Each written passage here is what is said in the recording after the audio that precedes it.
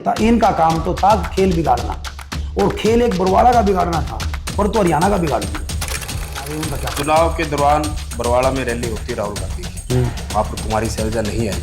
हालांकि उसी दिन कुमारी शैलजा असम रैली में आई थी। बिल्कुल। लेकिन मौजूदा सांसद जयप्रकाश जेपी, उनका पोस्टर आपने जो है पीछे फोटो उसमें नहीं लगाया, क्या कारण थे? इसी से पोस्टर तो हम ही कौन लगाओ, कितनी बेइज्जती हो। हम भी उड़ी यार जयप्रकाश जी, हम कौन लगाओ, क्या मैं कौन लगाओ, क्या की बेइज्जती हो पोस्टर। शैलजा जी कोई नहीं लगाता हुई दिन कभी। कभी शैलजा जी ने कहा कि मेरी फोटो का बदला जनता लेगी, कभी रणदीप जी ने कहा कि मेरी फोटो का बदला जनता लेगी। लीडर तो वे भी है, उन्होंने कभी नहीं कहा।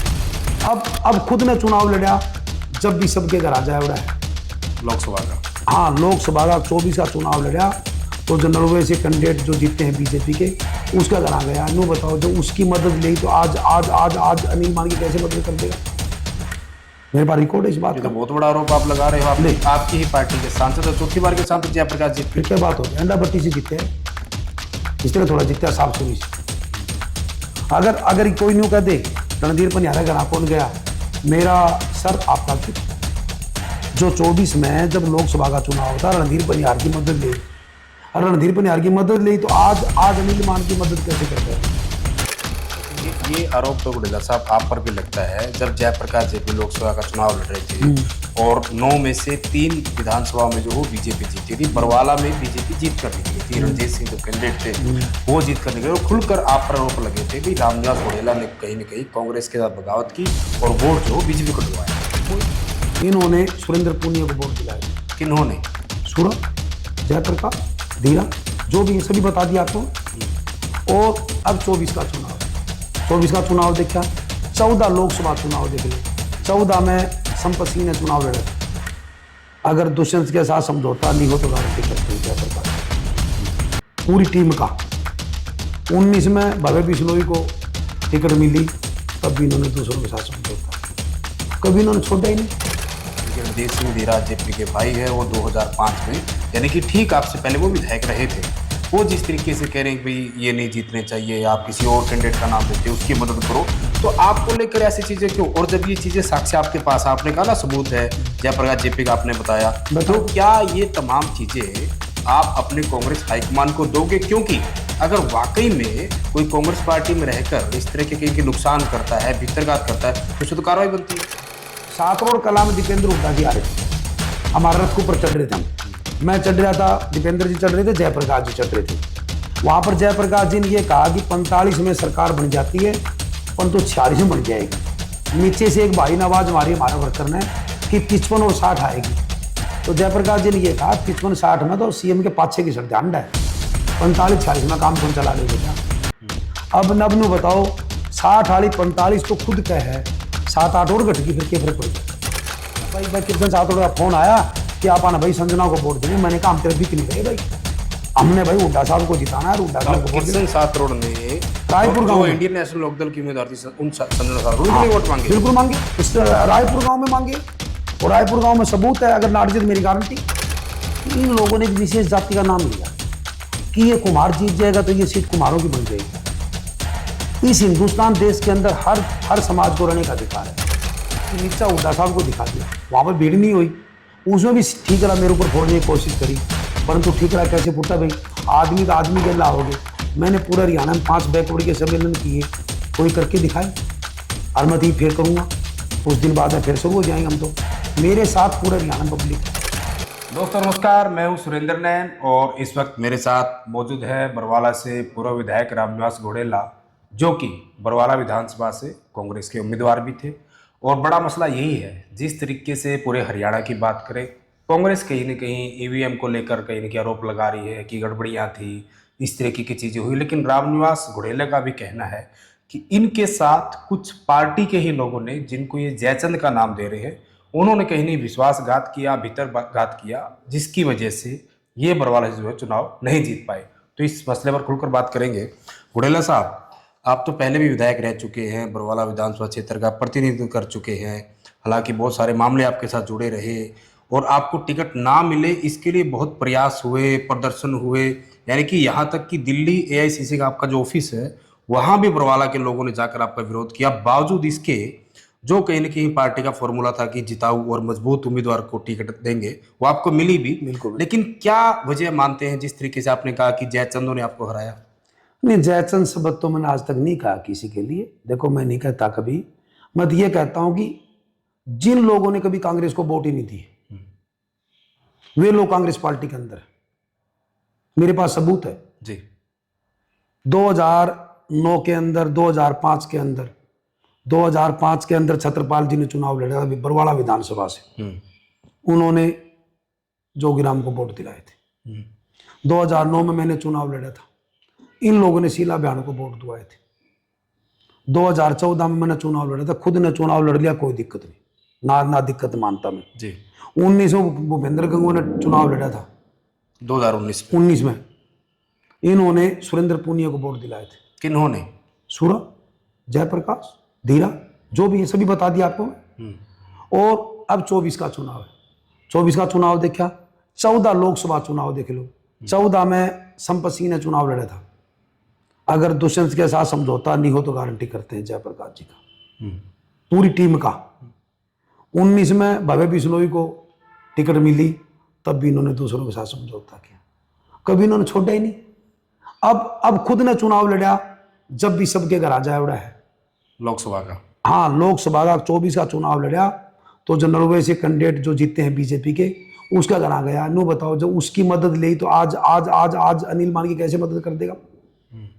मेरे पास रिकॉर्ड है इस बात ये का। तो बहुत बड़ा आरोप आप लगा रहे हो। आपकी ही पार्टी के सांसद और चौथी बार के सांसद जयप्रकाश जी। फिर क्या बात होगी? अंडा भट्टी से जीते हैं, इस तरह थोड़ा जीते हैं साफ छवि से। अगर कोई न्यू कह दे रणधीर पनियारा घर कौन गया, मेरा सर आपका चूत। जो 24 में जब लोकसभा का चुनाव होता, रणधीर पनियार की मदद ली, और रणधीर पनियार की मदद ली तो आज अनिल मान की मदद कैसे कर दिया? मैं पूछूं तो फिर जैसे आपने और जगह का बताया, लेकिन बरवाला की बात करना चाहूंगा। मतलब रामनिवास घोडेला के साथ ऐसा मतलब ज्यादा लगाव क्या था कि भाई रामनिवास घोडेला नहीं जीतना चाहिए, कोई और जीत जाए, ऐसा आपके प्रति इतना ज्यादा क्यों? एक विशेष जाति का नाम नहीं लेना चाहिए कभी भी आदमी। मैं इसके से मैं इस बात से बहुत नफरत करता हूं कि इन लोगों ने एक विशेष जाति का नाम लिया कि ये कुमार जीत जाएगा तो ये सीट कुमारों की बन जाएगी। इस हिंदुस्तान देश के अंदर हर समाज को रहने का अधिकार है, और हर समाज में अच्छे इंसान बहुत हैं। हर समाज में अच्छे इंसान बहुत हैं। एक जाति से तो सरकार नहीं बनती, एक जाति से कोई विधायक नहीं बनता। तो ये अगर बात कहता तो 24 में कहता, जब लोकसभा का चुनाव था, कि भाई मैंने किसी जाति के वोट नहीं चाहिए भाई, फिर पता लग जाता। जब इसका भाई बोल रहा है, खुद इसका भाई बोल रहा है, और ये कह रहा है कि अगर भाई ये सीट अगर तुम इसको दे दो तो कुम्हारों की सीट बन के रह जाएगी, ऐसे नहीं होता। चुनाव आने जाने चीज है। 100 साल की जिंदगी उनकी है भगवान की दया से, हमारी जिंदगी बेरा नहीं, उनकी जिंदगी बहुत है। पर तो चुनाव आते जाते रहेंगे। समाज में जाना भी हमने, कैसे जाएंगे वे समाज के अंदर वे लोग जो आज ये कह रहे कि ये सीट कुम्हारों की बन के रह जाएगी? पूरे प्रदेश के अंदर भी मान लो और भी जाति के, बैकवर्ड भी है, श्रवण जाति के भी है, हमारे जाट समाज से भी हैं, और अच्छे इंसान बहुत है समाज के अंदर, जाट समाज के अंदर। वे लोग इनसे पूछेंगे, एक कह रहे हैं कि उड्डा क्या देखोगे आप? उड्डान बोला अपनी देखी। एक जो समाज का इतना बड़ा नेता, जिसको समाज का पूरा हरियाणा प्रदेश पूजता है आज, उड्डा साहब को, जिन्होंने इन लोगों ने माटी मिला दिया उस आदमी। जिस ऑडियो की आप बात कर रहे हैं घोडेला साहब, हालांकि रणधीर सिंह धीरा इनकार करते हैं कि मेरी नहीं है, लेकिन जो उस ऑडियो में कहीं ना कहीं सुना जा रहा है, क्योंकि रणधीर सिंह धीरा जेपी के भाई है, वो 2005 में यानी कि ठीक आपसे पहले वो विधायक रहे थे। वो जिस तरीके से कह रहे हैं कि भाई ये नहीं जीतने चाहिए, आप किसी और कैंडिडेट का नाम लेते हैं, उसकी मदद करो, तो आपको लेकर ऐसी चीजें क्यों? और जब ये चीजें साक्ष्य आपके पास, आपने कहा ना सबूत है, जयप्रकाश जेपी का आपने बताया, तो क्या ये तमाम चीजें आप अपने कांग्रेस हाईकमान को दोगे? क्योंकि अगर वाकई में कोई कांग्रेस पार्टी में रहकर इस तरह के कहीं नुकसान करता है, भितरघात करता है, तो उससे तो कार्रवाई बनती है। देखो, मेरे से पहले ही लोगों ने दे दी, हाईकमान को चल गई है, परंतु पार्टी फैसला करे। अगर ये लोग पार्टी में रहेंगे तो अच्छे इंसान नहीं रहेंगे पार्टी के अंदर, और अच्छे इंसान इस धरती बहुत है, हर समाज में। मैं देखो किसी समाज की बात, हर समाज के अंदर अच्छे इंसान ज्यादा है, परंतु ऐसा अगर रहा कि हर बार ये मुखालफत करते रहे और ये अगर कांग्रेस पार्टी में रहे, तो देखो हम तो कांग्रेस पार्टी के अंदर हैं, इसमें तो कोई शक नहीं, विचारधारा हमारी कांग्रेस है, परंतु जो लोग कांग्रेस पार्टी के साथ अच्छे हैं वे बता रहे ना रहे उनका क्या पता। चुनाव के दौरान बरवाला में रैली होती है राहुल गांधी की, वहां पर कुमारी शैलजा नहीं आई। हालांकि उसी दिन कुमारी शैलजा असंध रैली में आई थी, बिल्कुल। लेकिन मौजूदा सांसद जयप्रकाश जेपी, उनका पोस्टर आपने जो है पीछे फोटो उसमें नहीं लगाया, क्या कारण थे? उसका षड्यंत्र खुद का है। एआईसीसी की तरफ से जयपुर से सांसद आ रहे थे हमारे डांगी साहब, उनकी जयप्रकाश जी की रात को बात हुई थी टेंट के अंदर। मेरे को बताया, लोगों ने मन नहीं मेरा भाई जी, हुई ना हुई, मेरे को बताया गया कि मैं तो अगले दिन रैली वाला दिन 1 बजे स्टेज पर पहुंचा, मन तो मेरा कौन था, मैं तो हल्कम था। मेरे को बताया कि जयप्रकाश जी और डांगी साहब की दोनों की बात हुई, पोस्टर के बारे में बात हुई। जयप्रकाश जी ने ये कहा कि जो एआईसीसी जो मंजूर करे वो पोस्टर लगाओ, तो एआईसीसी की तरफ से मंजूर हो गया। टेंट के अंदर ये हुआ था, टेंट के अंदर कोई पोस्टर मत लगाना, जो एआईसीसी की तरफ से आए ऑब्जर्वर आए उन्हीं की मार्फत ही लगेंगे, वही लगे। बाहर जितने सैकड़ों पोस्टर लग रहे थे जयप्रकाश जी मतलब एआईसीसी ने मंजूर यहाँ कर- के मौजूदा सांसद जयप्रकाश जेपी का फोटो उसमें नहीं लगा रखा था। हाँ नहीं लगा रखा था, और बाकी पोस्टर हम सब में थे, सिर्फ स्टेज के पीछे वाला में नहीं था। तो क्या आपके साथ ये जानबूझकर षड्यंत्र किया गया था? 100% खुद ने करवाया। और फिर जब उनसे सवाल किया गया कि जी एमपी साहब आपका फोटो नहीं है, तो उन्होंने कहा कि फिर देख लेंगे वोट कैसे मिलेंगे। नहीं, मेरी बेइज्जती का बदला जनता लेगी, इसी से पोस्टर तो हम ही कौन लगाऊंगा, कितनी बेइज्जती होगी। हम भी उड़ी यार, जयप्रकाश जी हम कौन लगाओ, क्या मैं कौन लगाऊं, क्या की बेइज्जती हो पोस्टर। शैलजा जी या कोई नहीं लगाता हुई दिन कदे, कभी शैलजा जी ने कहा कि मेरी फोटो का बदला जनता लेगी, कभी रणदीप जी ने कहा कि मेरी फोटो का बदला जनता लेगी। लीडर तो वे भी है नहीं, उन्होंने कभी नहीं कहा। भाई वो तो वर्कर की मर्जी है। जब हम हुड्डा साहब के वर्कर हैं और जयप्रकाश जी भी वहीं पे जाते हैं, हम लगान लग रहे हैं। हाँ, आज ही मेरे घर जो गाड़ी खड़ी है पीछे, देख रहे हो आप, उस पर जयप्रकाश जी का फोटो। एक फोटो से जनता बदला लेगी? ऐसे नहीं होता। इनका काम तो था खेल बिगाड़ना, और खेल एक बरवाला का बिगाड़ना था, पर तो हरियाणा का बिगाड़ दिया, हरियाणा का बिगाड़ दिया। कि आप तो कांग्रेस के ओबीसी के बड़े नेता हैं, बड़े बड़े सम्मेलन आप पहले करवाते रहे हैं, और कहीं ना कहीं जिस तरीके से आपको एक समाज का कहीं ना कहीं वोट लेने के लिए लगातार कांग्रेस आपको जगह जगह आप जाते भी रहे हैं, बड़ी बड़ी रैलियों में आप कहीं नहीं लगातार कहते रहे भाई कैसे कांग्रेस मजबूत हो। लेकिन कुछ दिन पहले की बात करूँ, आपको लेकर एक ओबीसी सम्मेलन होना था, अनाज मंडी में आपने रखना था, उसको लेकर भी कहीं ना कहीं चीज़ें हुई, वो उसका स्थान परिवर्तन होता है, कहीं और होता है, वो भी आप पर कहीं ना कहीं उस पर भी आपको घसीटा जाता है। वो देखो बिल्कुल ठीक बात है, इन्होंने नीचा दिखाने की कोशिश करी। हुड्डा साहब ने खुद ने प्रोग्राम दिया था, दीपेंद्र जी ने खुद ने प्रोग्राम दिया था, मैंने कोई प्रोग्राम नहीं मांगा था कि आप बैकवर्ड का प्रोग्राम करो, बीजेपी का हो गया अपना करो, मैंने कर देंगे, हमने कर दिया। स्थान नियुक्त कर दिया अनाज मंडी, इन्होंने नीचा दिखाने के लिए मेरे को प्रोग्राम कैंसिल करा दिया। प्रोग्राम कैंसिल कराने के बाद में हुआ क्या कि नीचा हुड्डा साहब को दिखा दिया, वहां पर भीड़ नहीं हुई। उसमें भी ठीक रहा, मेरे ऊपर फोड़ने की कोशिश करी, परंतु ठीक रहा। कैसे फुटा भाई, आदमी तो आदमी के ला हो गए। मैंने पूरा हरियाणा में 5 बैकवर्ड के सम्मेलन किए, कोई करके दिखाए, और मैं तो फिर करूंगा, उस दिन बाद में फिर शुरू हो जाएंगे हम तो।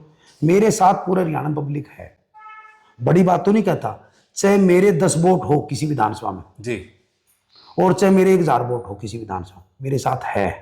हम करेंगे प्रोग्राम, दिवाली के बाद में शुरू फिर करेंगे। लेकिन घोड़ा साहब आप पर ना ये भी आरोप लगता है, जब आप विधायक थे ना 2009 से 14, कांग्रेस की सरकार भी थी, भूपेंद्र सिंह हुड्डा मुख्यमंत्री थे, तो जब हम बरवाला में सर्वे करने जाते थे चुनाव के दौरान, तो कहीं ना कि आपको लेकर काफी गांव में काफी लोग खुलकर ये कहते थे भाई जब राहुल निवास घोड़ेला को हमने विधायक बनाया तो सिर्फ वो अपने ही समाज के लोगों को बरवाला में इकट्ठा करते थे, अपने ही समाज को बुलाकर उनकी मीटिंग करके चले जाते थे, हमारी पूछ नहीं करते थे। ये आपके बारे में खुलकर लोग कहते थे। आप बात सुनो, मेरी बात सुनो, अगर मेरे ऊपर किसी समाज का लाछन लगता है नैन साहब, तो मैं 14 भी जनरल चौपाल में गया हूँ, हर गांव की जनरल चौपाल में। 19 में निर्दलीय लड़ा हूँ, जब भी हर गांव की जनरल चौपाल में गया हूँ। और 24 में अब जनरल के जो गांव है हमारे जाट समाज के जी, डाबड़ा गांव में है, कैसे जित्या में, लाडवा गांव में, कैसे जित्या में। अगर मेरे ऊपर कोई लेवल लग जाएगा, वो लेवल तो नहीं उतरेगा नहीं।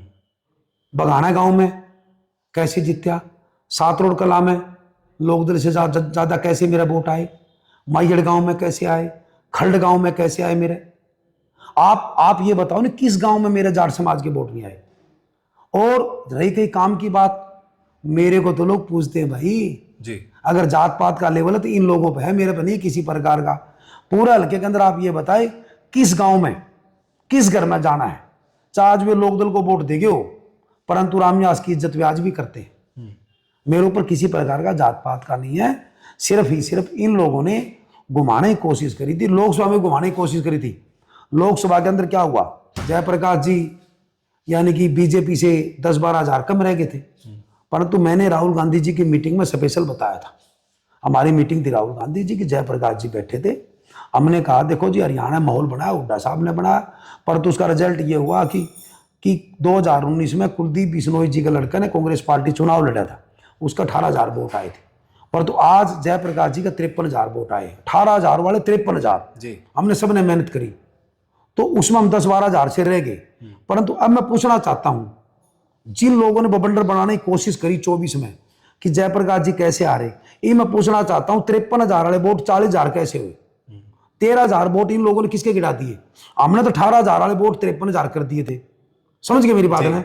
इन्होंने वे 13,000 कुछ वोट किसके गिरा दिए? ये हमारे को स्पष्टीकरण बताएं। ये आरोप तो गुडेला साहब आप पर भी लगता है। जब जयप्रकाश जेपी लोकसभा का चुनाव लड़ रहे थे और 9 में से 3 विधानसभा में जो वो बीजेपी जीती थी, बरवाला में बीजेपी जीत कर निकली थी, रणजीत सिंह जो कैंडिडेट थे वो जीत कर निकले, और खुलकर आप पर आरोप लगे थे भाई रामनिवास घोडेला ने कहीं ना कहीं कांग्रेस के साथ बगावत की और वोट जो बीजेपी को डलवाया। कोई रिकॉर्डिंग कौन थी? नहीं, आरोप कब होता है? सिद्ध होता है। कोई मेरा आरोप सिद्ध हुआ, इनका आरोप तो सिद्ध हो रहा है, रिकॉर्डिंग आ रही है, इनके सामने गवाह बैठे हैं कि मेरे को कहा। अगर मेरे साथ जो आदमी, हजारों आदमी बरवाला हल्के के अंदर है, एक आदमी कैमरे के सामने आके कह दे मैं रामनिवास घोडेला का खास आदमी, मेरे को कहा। मैं जो कहना चाहता हूं आपको कि हमने 18,000 वोट, अब आपने बढ़ाया भाई, घट कैसे क्या? 18,000 वोट 53 जिताना तो किसी का हाथ में कौन नहीं जी। 4 महीने पहले 53,000 वोट पड़े थे। बड़ा है। सुनो, 18,000 वोट आए 19 में जी, और 24 में 53,000 हो गए। 53,000 होता है। उसमें बाकी नहीं है। मैं ये कहता हूं 4 महीने पहले 53,000 वोट आवे और आज 40,000 39,900 क्यों? और सुनो, बरवाला शहर में 14,000 वोट जब भी बीजेपी का आ रहे थे जी, और 7200 वोट आ रहे थे जयप्रकाश जी के, आज मेरे 6700 वोट आए हैं। बरवाला शहर में आए तो कौन फिर मारे जी। मैं ये बात क्लियर से पूछना चाहता हूं कि जयप्रकाश जी के जिन गांव में वोट आए फालतू, अब खेड़ी बरकी में उतने मेरे आए और उतने ही जयप्रकाश जी का आगे। गांव तो बैकवर्ड का है नहीं जी। बैपर में वही 850 मेरा आ रहे, वही जयप्रकाश जी का आ रहे, बड़े तो कौन फिर? पार्टी भी एक है, एक ही पार्टी का कैंडिडेट है। आप बैकवर्ड का गामा में कदम नू लगाओ भाई मेरे तो आ रहे थे 200 और रामनिवास का आ रहे 900। भाई वो डिफरेंसेस भी नहीं, वो डिफरेंस ही नहीं है। चलो दो का आपने नाम लिया, जयप्रकाश जेपी का और उनके भाई रणदेव सिंह देरा का। सूरर है और कौन कौन, मतलब सूरर है, कृष्ण सातरोड़ रहा, कृष्ण सातरोड़ का रायपुर के अंदर धर्मेल चारा है। एक घर के अंदर मेरी वहां पर चाय थी, उसके पिताजी ने मेरे को स्पेशल बताया आर का मोरोबरू कर दूंगा। भाई कृष्ण सातरोड़ का फोन आया कि आप आना भाई संजना को वोट देने। मैंने कहा हम तेरे बिक नहीं रहे भाई, हमने भाई हुड्डा साहब को जिताना है। हुड्डा साहब को कृष्ण सातरोड़ ने रायपुर गांव में इंडियन नेशनल लोकदल की उम्मीदवार थी उन संजना सातरोड़ के लिए वोट मांगे। बिल्कुल मांगे, रायपुर गांव में मांगे, और रायपुर गांव में सबूत है, अगर नार्जित मेरी गारंटी। लेकिन वो तो हुड्डा गुट में नहीं आते, हो तो सैलजा गुट में। गुट का मतलब नहीं, गुट का मतलब मैं सैलजा का नाम नहीं लूंगा कि सैलजा का नाम किसी ने लिया ही नहीं। मैं गुट की तो हुड्डा साहब का भी नाम नहीं लेता नहीं कि हुड्डा साहब ने मेरी बगावत करी। हुड्डा साहब ने मेरे लिए जोर लगाया। दीपेंद्र जी आए 2 बारी, हुड्डा साहब आए मेरे लिए, प्रोफेसर वीरेंद्र सिंह आए 2 बारी, जो हुड्डा साहब के सलाहकार है, मेरे भाई हैं। हर आदमी, राहुल गांधी जी आए, तो हुड्डा साहब की देन है। चलो ये बरवाला की कहानी थी।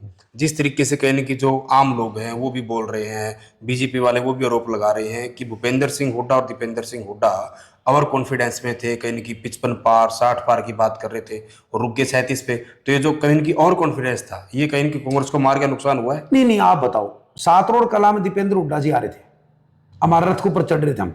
मैं चढ़ रहा था, दीपेंद्र जी चढ़ रहे थे, जयप्रकाश जी चढ़ रहे थे। वहां पर जयप्रकाश जी ने यह कहा कि 45 में सरकार बन जाती है, परंतु 46 में बन जाएगी। नीचे से एक भाई ने आवाज मारी हमारे वर्कर ने कि 55 और 60 आएगी। तो जयप्रकाश जी ने यह कहा 55-60 में तो सीएम के पाछे की सड़क है, 45-46 में काम कौन चला लोगे क्या? अब नबनू बताओ, 60 वाली 45 तो खुद का है, 7-8 और घट की, फिर क्या फर्क पड़ गया? ये है, यानी कि भूपेंद्र सिंह हुड्डा की मौजूदगी में, दीपेंद्र सिंह हुड्डा की मौजूदगी में। मेरे पास वीडियो कहो, दे दूंगा, आप नहीं दे दूंगा, अभी दे दूंगा।